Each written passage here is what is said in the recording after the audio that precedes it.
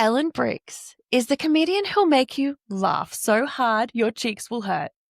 She's many things on stage and off. Relatable, quick, clever, and just the right amount of inappropriate. Ellen Briggs finds the funny in absolutely everything, from parenting disasters to small town quirks.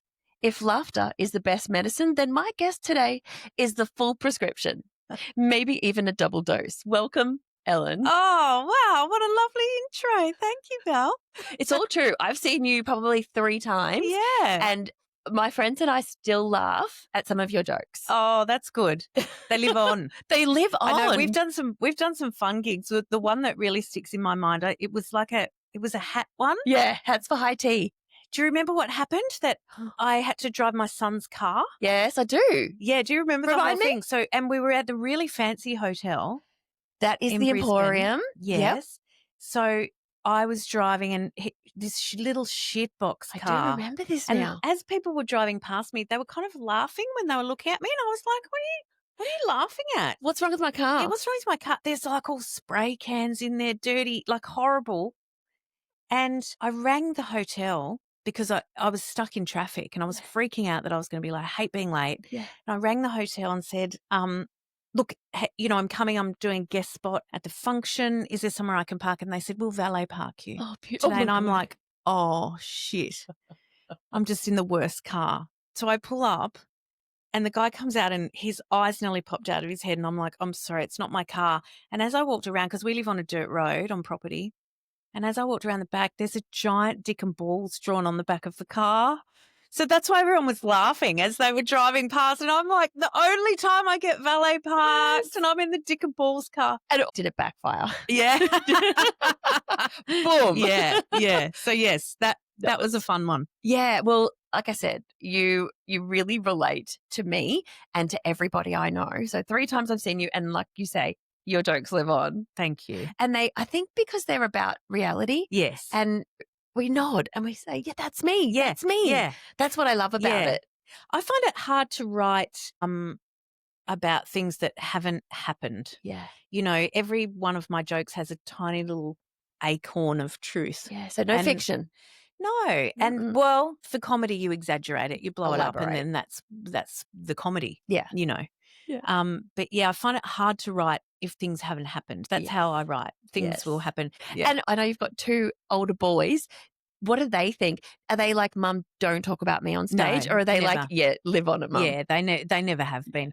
When they were younger, like I started doing comedy when they were 5. Okay. I have twins. And so once they got older, and I knew that there could be some repercussion if, their friends' parents were seeing them and going home and going, oh, wow, you should hear what she says about you, about your friends. I would tell them my jokes and they were just like, yeah, that's fine. Yeah. I have 2 of them. They have the best senses of humor and they are so confident that they're just like, yeah, whatever, Are they best friends, those 2? Well, they live, yeah, I'd say they are. They live together. They both live in Melbourne now and they live together down there. And so when I go and do shows down there, they come and watch and I do stuff about them. And, their new friends in Melbourne are all like, oh, my God, that's about you. They would think that's hilarious. We've heard it. That's pretty cool. That's pretty cool. Yeah. So tell me a little bit about little Ellen. Tell me about you and your youth growing up. What was your family like? Where did you grow up? Yeah, okay. I was born in Canberra and I was the 3rd of 3 girls.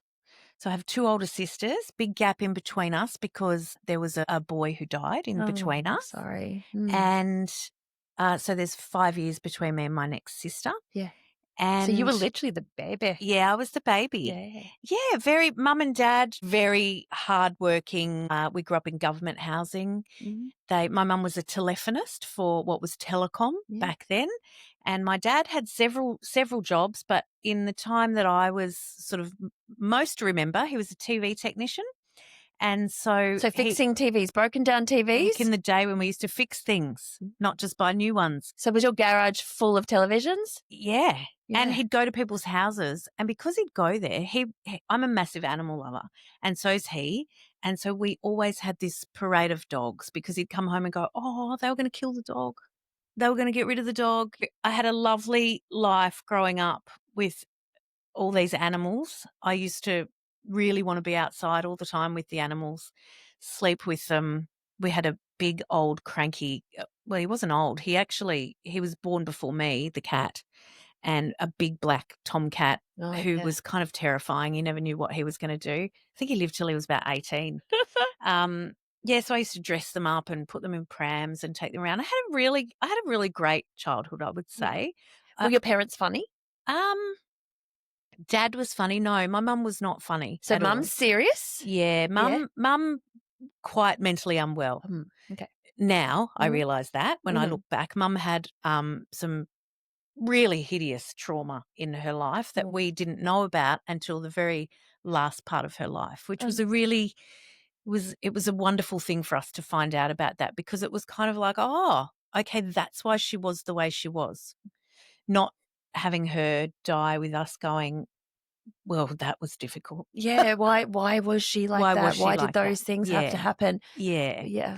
So, very much I felt very loved, but I think my mum had these big walls up around her where she found it difficult to really let herself be immersed in the love that you have with your children. Like, it's very different for me, with my kids. Yeah. So, pretty much did what I wanted as a child. As a teenager, I was pretty naughty, but they had no idea. Yeah. I mean, a very funny thing, I got a boyfriend when I was 14 who I absolutely adored. I'm still very good friends with him. His name was Sean. We were together for quite a few years. And when my dad died, he came over to see my mum, still in the same house.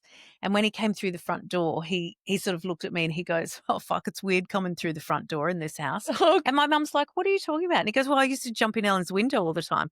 And she goes, oh, you did not.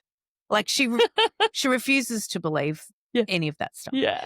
So yeah, funny. I was pretty deceitful. I got away with a lot because parenting was different back then. Oh, but even my sisters, I just think my mum was happy if we weren't bothering her. Yeah. Yeah. And so we were able to she worked shift work too, so she often wasn't home. She'd work evenings, she'd work early mornings. Dad was so you were busy. left to your own devices. Were you latchkey kids? Just coming? Yeah. Yeah. Same. And your sisters, are they funny? Yeah, I guess so. Yes, they are. They're funny in their own ways. Yeah. So how old were you when you realised you can crack a joke? Oh, look, at school? I guess I've always been a big chatter. Yeah. I always loved to tell a yarn. Yeah. But I never had any aspirations to do comedy. Yeah. Never. I loved comedy. I loved watching comedy. I remember being at high school with my girlfriend Julie, and we went and got out from the video shop Eddie Murphy Raw. I was about to say, I knew it was going to be Eddie Murphy Raw. Everybody loved it. We'd never seen anything like him.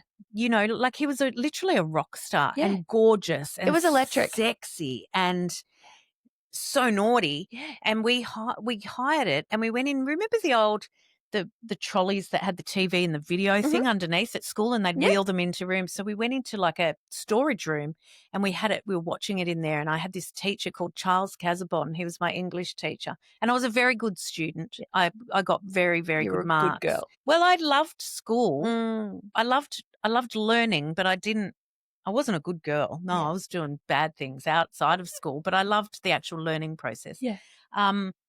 So Charles Casabon was my English teacher, and I loved English. I loved drama. I loved English.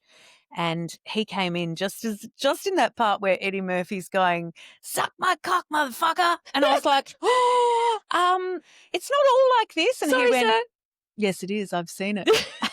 So everyone was watching it. Oh, my God. So I was very turned on by comedy at a young age. I loved shows like Laverne and Shirley, one of my favourite shows. I had chickens called Laverne and Shirley. Oh. They're kind of like my icons, that slapstick funny. To see women being so openly silly and to be at the forefront of stories was amazing to me. Mary Tyler Moore, I remember that show because she was so funny and so brilliant, and that was so well written, that show. You're making such a good point. Funny females on television back then. Yeah. Definitely they were, because I watched Perfect Strangers, those two guys, Cousin Larry. Yeah. Oh, my God, I loved that one. Yeah. But I don't think there was any female. No, not really. No. Not really. So Laverne and Shirley, that was a great show. Great show.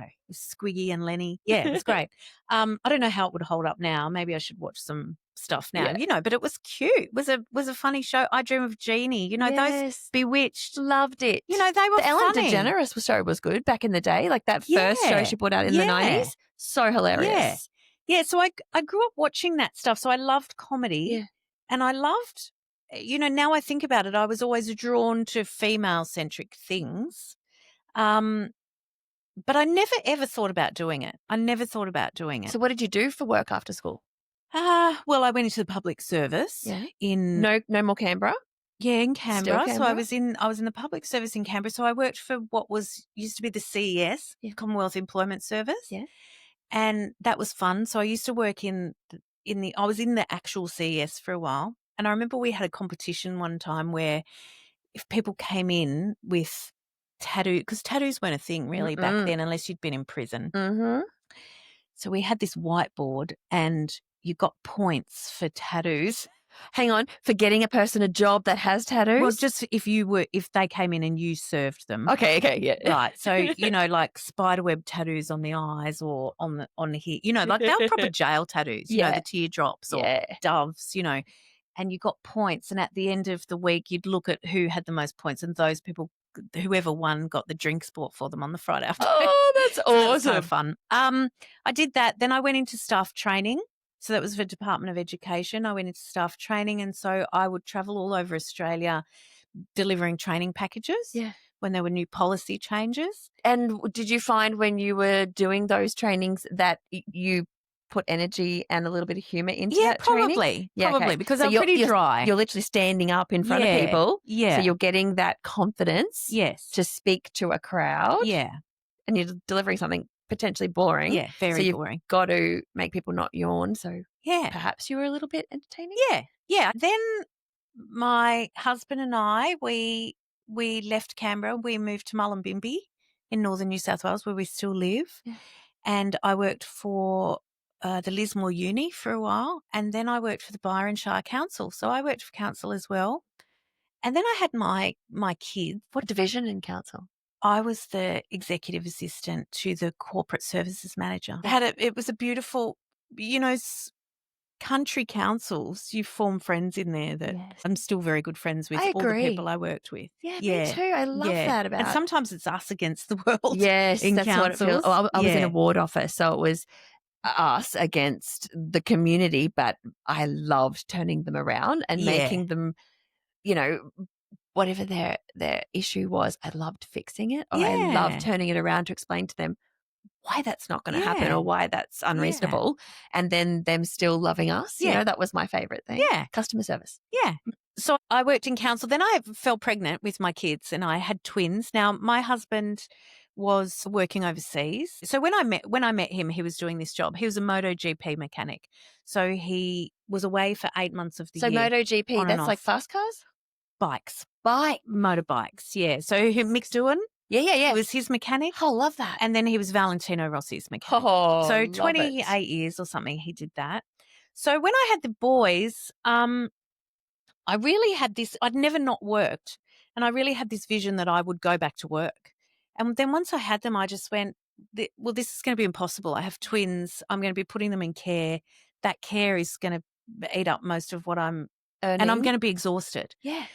And financially, we were lucky I could stay at home. Yeah. So it's probably one of the things I'm most grateful for, that I was able to spend that time at home with my kids. And I felt like they needed that stability, not having dad there every day. Wonderful father. Like when he came home, he was home. He didn't do anything else. He was just home. So we really made it work, like our boys, I feel like I'm very close to them because I was home with them. I would agree. At that young age. Yeah. I know it's not possible for everybody, so I'm very grateful. It is something I chose as well. Yeah, and I think it's the best thing we ever did. And like you say, it was impossible to earn the money to make money on top of childcare. Yeah. It just didn't financially And work. when you're tired, you've worked all day and you're going and picking up tired kids and coming home and having to do all that stuff. It just didn't make sense. So So I guess 5 years, they were 5 and I started writing a book.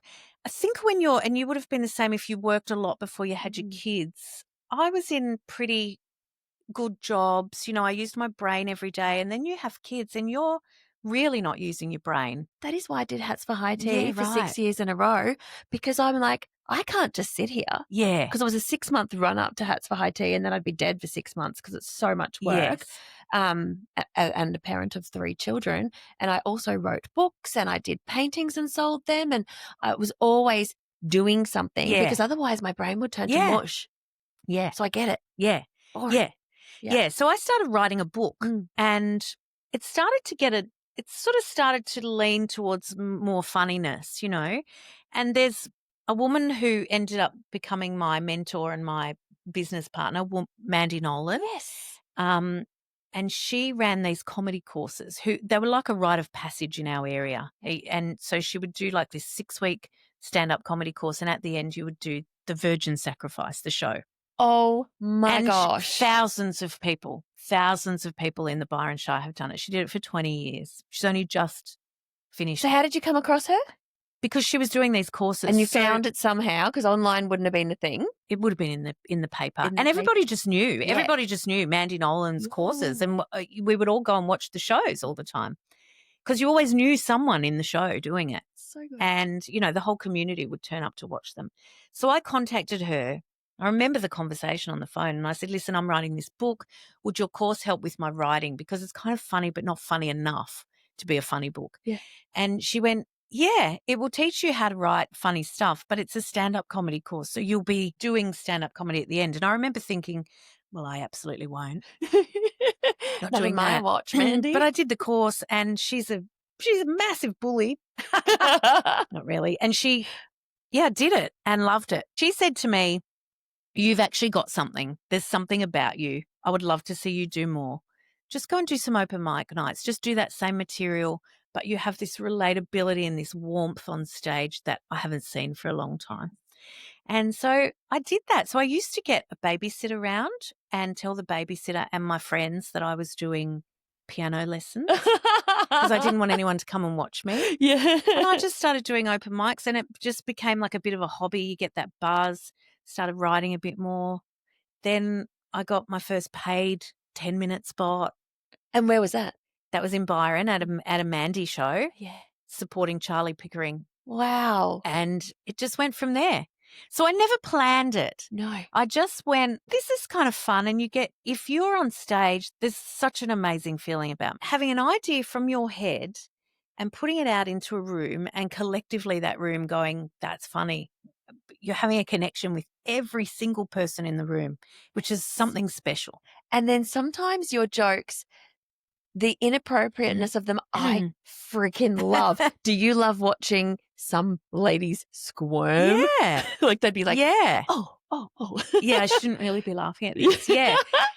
And some of my favorite moments on stage are the silences where everybody's very uncomfortable about what they're talking about. In the last probably 5 years, I've written a lot about my parents passing away. And at a comedy show, nobody really wants to hear about death. Yeah. And I'm not laughing about my parents dying, but I'm laughing about the funny things that humans do around death. Absolutely. Yeah. Absolutely. Yeah. And do you draw on, I know you draw on life events and things that, that happen. What about trauma? Do you use trauma as humor? I know I do. Yeah. I know I do. I'm very awkward I think so. with trauma. Yeah. So I make a joke out of it. I think it's so hard. I think so. Yes. Yes. Yeah. I definitely have made jokes to relieve tension. Yes. In times of trauma. Yeah. Yeah. I know my beautiful Nana, she had dementia and some Alzheimer's, and it's such an awful thing that all I could do was laugh about the funny things she did. Of course. And God, she did some funny things. Yeah. Honestly, I remember one time my auntie said that she and my pa came up, they lived side by side on property up in Darwin, and Nana was absolutely furious, stormed into Auntie Suzanne's house, and she's like, stormed in, slammed the door, and then my auntie said to my pa, what's wrong with Mum?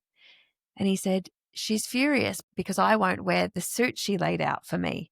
And then Auntie Suzanne's like, why didn't you just wear it? He's like, because it was one of hers. Oh, A skirt that's and a so jacket. great. And oh my God, I just live for funny things Yeah, like that yeah. because you know, he didn't understand what was going on. He knew she had Alzheimer's and dementia, Yeah. but for him it was upsetting. But for us, what are you going to do? What are you going to You're just do? going to Yeah. laugh. I know when my mum was dying, mum had a massive stroke and she became quite nonverbal. And I remember we were there one time. She was in care, and this lovely young nurse came in, and I had not met her before because mum was a long way away. She was near my other sister, and this lovely young nurse, she goes to me, "Oh, hi," and she goes, "Just a warning, your mum really hates me."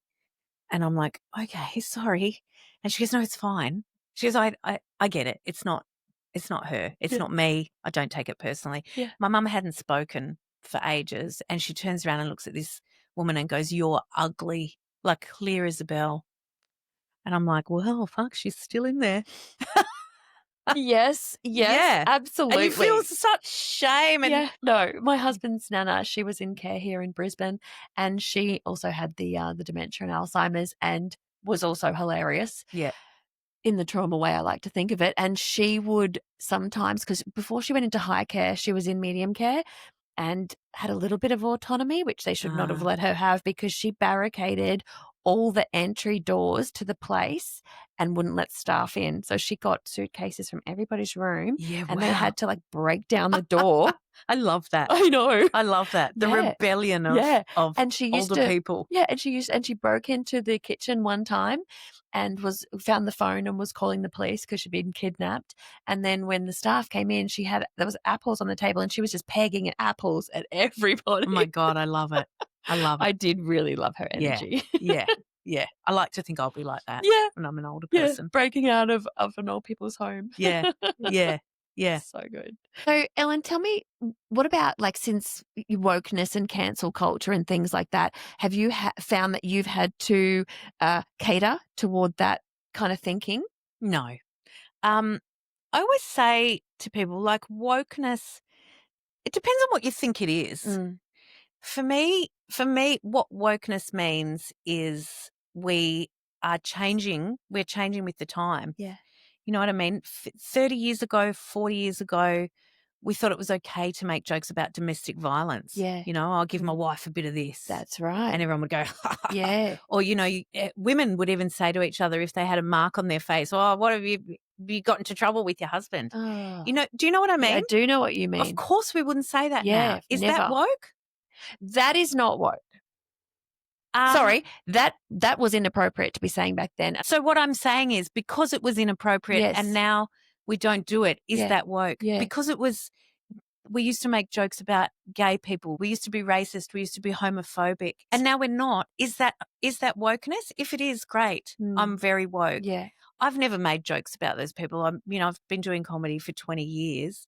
I would hate to think that when I'm on stage, someone in the audience is feeling persecuted by my words for loving someone, for being someone, for believing in something. So yeah, I'm woke, and I think everybody can be funny without punching down, without making jokes about, there's a few people around, it's mainly guys, there's a few women around who are doing it, who are really going hard on trans people. Even now? Right now, in this climate? Absolutely. It's all about being controversial. It's all about being, that kind of edgelord, like I'm pushing it to the limit, A lot of, especially young men come in and they start off and their idols are people like Bill Hicks or Jim Jeffries. Oof. Bill Hicks and Jim Jeffries are masters, and they haven't just started doing comedy. You have to know how to craft a joke about something controversial before you go on stage with it. An example, last night I worked with a young woman who's fabulous, and she's trying out some new material. And she said, I think her opening line was, my mum was dying of cancer, and I had a really bad gig, and she came and watched it. And when we were driving home, she goes, "Oh, well, I guess we're both dying." And it didn't land. Oh. And when she came off, she was asking me about her material, which I love. I love it when a young comic goes, "Hey, can you give me some advice? Can you give me some feedback on that material? Because a lot of them don't. They see people like me. I'm 56. They just see people like me as like an old hack. Yeah. What would she know? Well, I know how to write a joke and I know how to perform. Yeah. So I'll tell you why your joke didn't work. And I said to her, I'm pretty sure it's the fact that you said my mum was diagnosed with cancer. Every single person in the room has been touched by cancer. I think I said to her, the joke has to come from your mum. It can't be coming from you. The joke has to come from your mum. So this is how I would have written that joke. My mum was diagnosed with what could have been a terminal illness and came and watched my show, and I died. Like I was so bad. And this will show you where I got my sense of humour from. When we were driving home, my mum goes, "Oh, well, I guess we're both dying." I said, it softens it. Your mum is saying the joke, and then you can say, thankfully she didn't die, and go on to tell those other stories about your mum. It's just a turn of phrase, and you're not saying the word cancer. It's not so polarizing. Yeah. Yeah. And okay, good. I do like a boundary push, and I do like people like Ricky Gervais. Like I know he still really pushes boundaries on wokeness, but I feel like he's pushing back on woke, not parts of wokeness. Like, I think some of his jokes are really off. Yeah.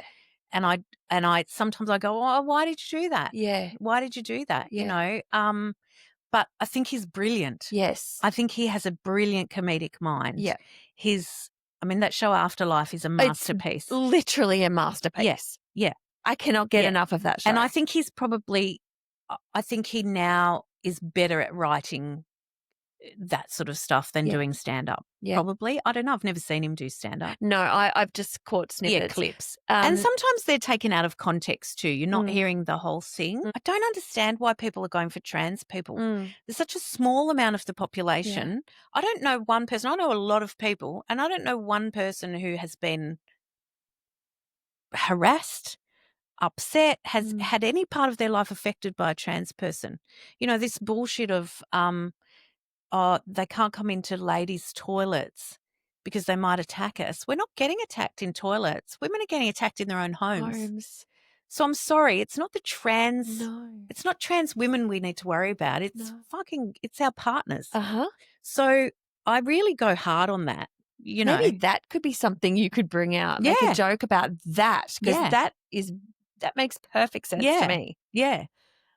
Hard to write a joke about domestic violence. Oh, absolutely. Mandy Nolan wrote a fabulous joke about domestic violence, and it really pushed the limits. Yeah. And you would see people in the audience going, wow, what's happening here? And then by the end of it, men are applauding. Okay. And it's literally about cutting men's dicks off. Oh, yeah. So I know Shane Hunter. I had him on the show. He loved Shane. So Shane Hunter delivered a really well-worded joke about domestic violence. It was the episode we did, one of his jokes, it went basically for the whole episode. So we talk, and then he'd throw different parts of this story he had, because he does true crime walking tours all over the country. And when he delivered that, it was okay, because it was stepping back in time to a time where you could speak about, well, we didn't talk about domestic violence, So no, we talked about it behind people's backs, and I walked into a door kind of thing. Yeah. Fell down the stairs. That was his joke. Yeah. And he delivered that beautifully. Yeah. Yeah. Well, I listened to that podcast. He's brilliant. Someone else does it. It might be Jacques Barrett. I think it's Jacques Barrett, who is an incredible comedian. In fact, I'm positive it's him. He talks about how people go, oh yeah, men aren't, they're not gentlemen like they used to be, they don't look after their women. And he's like, yeah, like in the old days where they'd open the door and they'd open the door for you, and they'd put their coat on the woman if she was cold, and then they'd shut the door in the house and punch her in the face. Oh, and I'm like, Jesus. yeah. And reality, right? Yeah. Reality, unfortunately. And so what about women in comedy? I know that I love women. Yeah. I think I've had, with those hats for high tea, I think I had you 3 times. Yeah. And then I had Kat Davidson. Yeah. And Brilliant comedian. brilliant. Yes. And I do love female comedians. I don't ever have an issue. I do sportsman's lunches. Yeah. Oh, yeah. So I have rooms, 400 men who are there to hear people talk about sport, and then they get me on stage. Yeah. And I never have an issue. Yeah. Because I am relatable to them, because they go, fucking hell, it's like she's my wife, or she's my sister, or she's my mum, or whatever. Yeah. We live in a world where there's men and women. We have similar stories. Our lives intertwine. Mm-hmm. Now, you also have to think in the comedy, I don't know what the stats are, but in the comedy world, it's very male dominated. Yes. There are many more men doing comedy because men are very confident. Yeah. And you think about what it's like as a child. Maybe it's a bit different now, but when we were kids, little girls were pretty and their worth was on how they looked. Yes. Oh, you've got beautiful pigtails. Oh, that's a pretty dress. Oh, show me your dancing. All that stuff. Little boys, how active they were and the funny things they did. Around the dinner table, dad jokes. That mum's just keeping it all together. Yeah. You know what I mean? Yeah. There's not many people my age who go, oh, my mum was really funny. Sometimes you hear that. Yeah. But it's generally dad was the one holding court. Dad would have a few beers, be really funny. Yeah. And I think so that generational tide of, well, that's the men's role to be funny. The women's role is to be nurturing and beautiful. And we can be all those things. Yeah. We can be those things and be funny. Yeah. And so I think a lot of women probably don't believe they can be funny and they don't go into comedy. It's a brutal business. Growing up, it was Billy Connolly. I loved that guy. He was hilarious to me. So really, the stand-up comedians, in the 70s, when you think about it, Joan Rivers was probably one of the only female comedians. She was living in her car, doing comedy. Like if you read about Joan and what she getting treated like shit by men in the industry, and she forged on through, like she really paved the way for us. In this country, you've got people like Wendy Harmer, Denise Scott, women who really fucking pushed the boundaries in this country of comedy and showing women in a funny light. I just think it's generational. I think we're changing. Good. But so we I should. certainly don't. Men in the crowd are no different to a woman in the crowd to me. Yeah. Last night I did a gig and there's always couples at this particular club. There's always couples at the front because they're all two-seaters. And there was a guy, and I'd been watching him the whole night. He was so stony-faced. He was so quiet. And I just gently involved him. Comedy isn't me talking at an audience. It's me talking with them and involving them. And that's not crowd work. That's something different. Yeah. It's actually me getting them to acknowledge what I'm saying. So engagement. Yeah. That's what that is. And I was doing a joke about Merv Hughes, and it was a young couple, and I said to them, do you know who Merv Hughes is? And they were like, no. And so then a couple of times throughout the night I'd say something and I'd go, do you know what Tinder is? And they loved it because they all of a sudden they relax and they're like, okay, she's not picking on people. No. We're just having a bit of fun. That's so good. Do your jokes land with your husband all these years later you've been married? Yeah. Because I think I'm pretty funny sometimes, and I say some crackers sometimes in my head. I think they're so good. Yeah, do all your jokes still land with your husband? Yeah, he's very funny too. But he thinks I'm funnier when I'm not being funny. Like the other night I said to him, I'd been away and I got home, and we have a group of friends that go out for dinner every Friday. And we hardly ever go because honestly, when you travel so much for work, when you come home, the last thing you want to do is go out and eat. You want to make a beautiful meal at home and be in your home, But I said to him, I feel like going out tonight. And he goes, oh, yeah, cool. That's unusual for you. And I said, well, do you know what? I have to nurture these friendships because when you die, they're going to be the people that I need. And he really laughed at that. He thought that was really funny. Yeah. Oh, I love that. Yeah, I'm going to have to work on my jokes with my husband then. Yeah. Ellen, I just have loved having you here today. I'm so appreciative of you coming because I've always idolized your jokes. Oh, actually, that's before really I ask lovely. you this last question, have you got a favourite joke you want to tell me? Probably one of my favourite ones is the one about my dad dying. When I'm saying to people, I had to ring people on his behalf. And one of the places I had to ring was the Australian Taxation Department. And everyone kind of groans. And I go, yeah, I know. I thought it would take ages. Made a cup of tea, sat down, rang, said, hi, my name's Ellen. This is my dad's name. This is his tax file number. He's passed away. And the guy on the end of the phone went, oh, I'm sorry for your loss. I'll mark him as deceased. And I go, that was it. I hadn't even had a sip. And then I told my husband and he goes, fuck, ring him back and tell him I'm dead.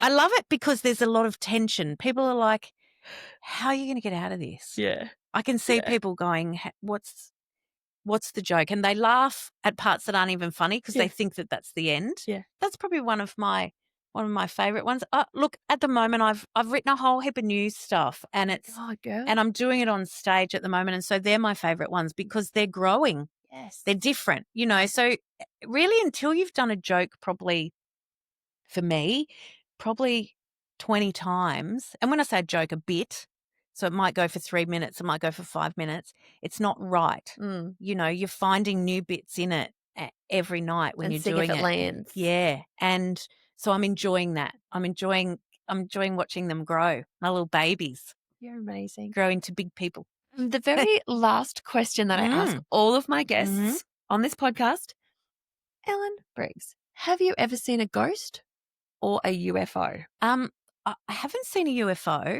and I don't think I've seen a ghost, but I've certainly felt one. So I had an ex who it was a hideous person, very violent person. I guess that's why I'm so passionate about domestic violence. And he died last year and I hadn't been with him for 35 years. And I remember when I got the call that he had died, I was like, fuck yeah. Yeah. I played the long game because I wanted that man to die for a long time. He was not only horrible to me, but to various members of his family and pretty much everyone around him. So anyway, toxic. Side to side. When I was with him, his beautiful mother died. And on the morning of her funeral, so I remember sitting down, putting my boots on, and I kind of felt these arms around me. And I really was not scared. And I really felt this, it actually felt like an embrace around me. And I believe it was her because I really loved her. She was a beautiful woman who had been treated terribly her whole life by her husband, then by her children. And I look at it now, I can look back now and I can see that her boys, they were trying with the best they could do, but they grew up with an abusive father and so they didn't really know any different.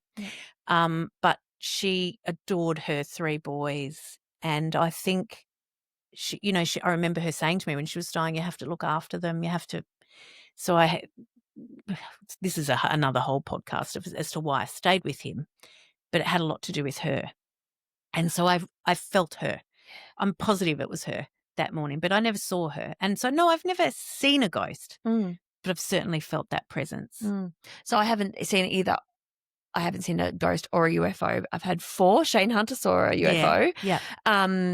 He might have been on something. Yeah. Yeah. But I'm still going to take that one because the other person saw it too. But so many have seen the ghost. Yeah. Which is just crazy to me. So I love hearing. Would I say I'm scared of ghosts? I don't really want to see one. Yes, I think I'm not open either. I want to see it, but I think you need to be open to it, and I'm obviously quite not. Yeah. So working in theatres. Old theatres. There's always ghosts. They're all haunted. Yeah. And so some of them I have walked into and it's like a wall hits me and I just go, oh, absolutely not. I'm not sitting backstage on my own. Oh, really? And so I won't sit in the green room on my own. I've seen some of your green rooms. Yeah. So when I've been touring with Mandy in that show, Women Like Us, we've been in some incredible theatres or halls and I literally have felt this as I've walked in and gone, no, I'm not alone. I'll stay with the humans, thanks. Yeah, I'll go and sit out. I'll go and sit outside. So I won't sit in the green, not on my own. If someone else was with me and a ghost came in, I'd be like, wow. Yeah. But not on my own. No, I went ghost hunting with my girlfriend. Oh, why? Well, our high school was haunted. So we went to Mount Maria Senior College over at Mitchelton. And the building used to be a girls' home for wayward girls who would be pregnant and unwed, and they would birth the babies there and then take the babies. This is by nuns. Which is one of the things that happened to my mother. Oh, goodness. And so there was a story of in the attic above the office was this young girl. And the story is quite long, but her ghost was supposedly there. And a lot of the teachers that I had a lot of respect for had seen her many times. And also the groundsman, I would do little interviews with teachers around the school about this ghost. And he was telling me, an old fella, that one night he closed all the louvers, and there's probably 50 metres of louvers end of the day. And he went downstairs because he lived on site, turned back around, all the louvers were open. Anyway, my girlfriend and I got permission to go in late at night up into the attic and try and hunt her. Never found her. Okay. Never found her. There's a lady who, where I live down in Mullumbimby, so many people have seen her, and a friend of mine told me about her. Like on the street? So driving, and she's in like full grey clothes, like kind of like a formal sort of suit, like a Mary, you know how Mary Poppins used to dress like that, but I don't think she's that old school, but it's grey and it's always when it's raining and she's soaking wet. Ooh. And my friend one time, she looks so real. He pulled up to pick her up in the car. He pulled up and turned around and then she vanished. She was gone. This is a legitimate person you trust that says this? Yeah. Whoa. A friend of mine. Whoa. So I remember him and I'm like, oh, dude, no, come on. What? And he's like, no. Like I stopped the car. I got out of the car. I was like, fuck, did I hit her? Yeah. She looked so real. And over the years, so he probably told me that 20 years ago, over the years, I've heard 20 different accounts. And recently on one of the community pages, hey, I saw this lady. It's always when it's raining and it's always on 2 roads. There's 2 roads that they see her on, country roads. And it was exactly how everybody else has described it. And this was a person who hasn't been in the area for very long. I've never seen her. So she hadn't heard the myth of the area. I wouldn't have thought so. Unbelievable. And everybody underneath is like, oh, yeah. She's always when it's raining and she's soaking wet and she has a bag in her hand. Oh. Yeah. That's a cool story. It's a cool story. I don't want to see her. Yeah. I don't want to see her. See, I'd like to see them. But again, I'm not open to it because I'm probably a little bit scared. Yeah, what are we scared of? We need to be scared of people who are alive. Yes, indeed. Oh, I've got stories for you for that one. Yeah. Thank you, Ellen. You Thank you for hilarious. having me. I know you've got 2 shows today. I have. And then 3. I've got 3 shows today. Yeah. You know, you were recommended by my father-in-law. That's right. So he must have seen me at a sportsman's lunch or something. I think he hired you for maybe Smiling for Smitty or something like that. Yeah, some bike riding one years ago. Oh, yes. Yeah. Yes, I remember that. He loved you. He's like, you have to get her for Hats for High Tea. Lovely. Say hello to him for me. I will. Thank you so much. Thank you, Belle. I love you.